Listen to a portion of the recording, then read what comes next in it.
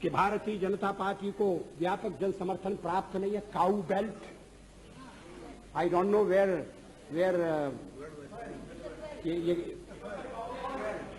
ये cow belt है, cow belt का समर्थन है। जो काऊ बेल्ट जिससे कहा जाता है उसको इस तरह से सदन में उल्लेखित करना। किस क्षेत्र की आप बात कर रहे हैं?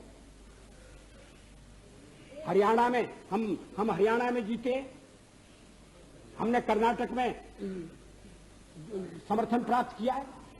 और ये ठीक है कि केरल में और तमिलनाडु में हम उतने शक्तिशाली नहीं है, मगर हमारा संगठन है। पश्चिम बंगाल में भी हमें 10% से थोड़ा कम वोट मिला हुआ है। अगर आप वोट की बात करते हैं तो फिर 10% वोट की बात करिए।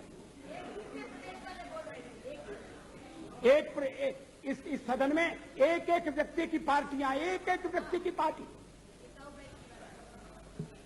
और वो हमारे साथ हमारे खिलाफ जमघट करके और हमें हटाने का प्रयास कर रहे हैं। उन्हें प्रयास करने का पूरा अधिकार है, मगर है वो एक व्यक्ति की पार्टी। एकला चलो रे,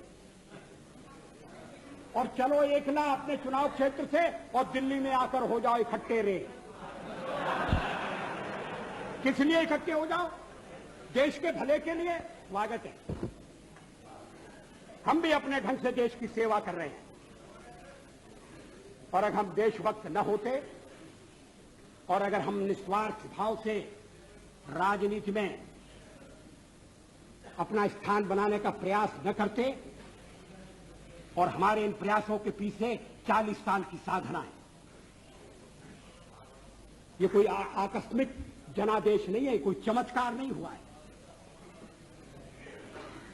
हमने मेहनत की, हम लोगों में गए, हमने संघर्ष किया है। पार्टी 365 दिन चलने वाली पार्टी है। ये कोई चुनाव में कुकुर मुक्के की तरह से खड़ी होने वाली पार्टी नहीं है।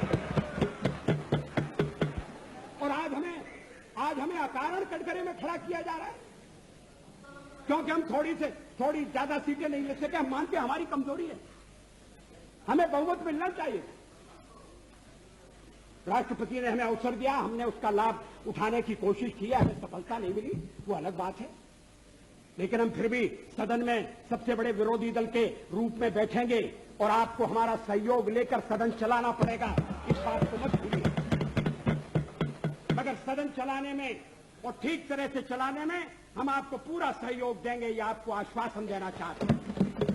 मगर सरकार आप कैसी बनाएंगे, वो सरकार किस कार्यक्रम पर बनेगी, वो सरकार कैसी चलेगी, मैं नहीं जानता।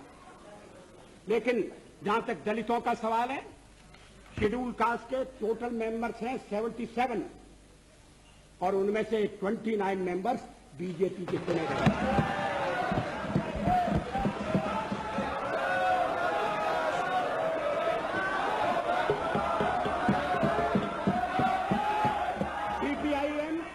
सीपीआईएम के 5 मेंबर हैं, सीपीआई 1 मेंबर है, कांग्रेस 15 मेंबर है, जनता दल 7 मेंबर है और सबसे ज्यादा हमारे मेंबर हैं।